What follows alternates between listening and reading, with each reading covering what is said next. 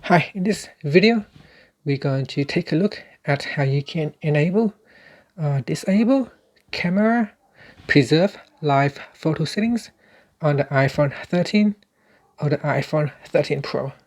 First, let's go back to your home screen by swiping up at the bottom of the screen.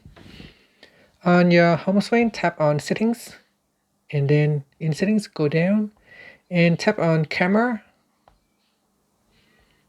Next, go down and tap on Preserve Settings, and then tap on Live Photo Switch to turn this feature on or off.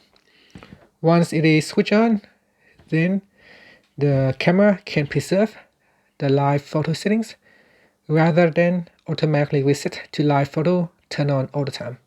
And that's it. Finally, you can tap on the back key to go back to settings, or swipe up to go back to your home screen. Thank you for watching this video. Please subscribe to my channel for more videos.